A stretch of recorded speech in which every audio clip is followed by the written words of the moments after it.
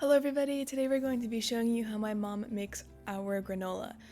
This is really nice on top of a parfait or acai, but whenever me and my brother are craving cereal, we just have this too. My grandpa eats it by itself. It's a very universal thing, so nice thing to make.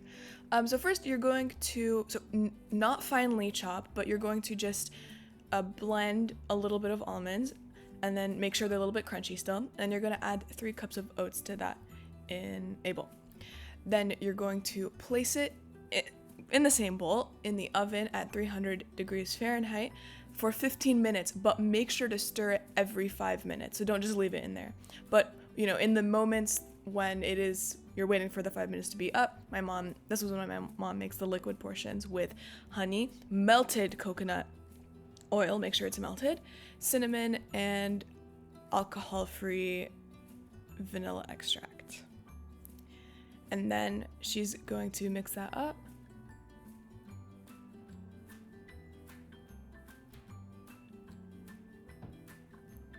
And then she's going to add it to the oats we just had in the oven.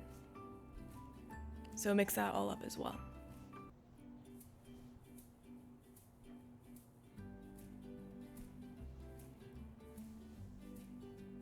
And then you're going to lay it flat on a tray, and at this point keep the oven on, like don't turn off the oven, but now when you're about to put it in, you're going to turn it off, but you're just going to leave it in there for 5 minutes. So don't change the setting, but turn off the oven. It's still going to be a little bit hot.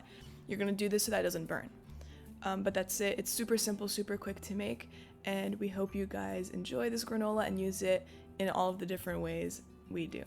Happy granola-ing! Bye!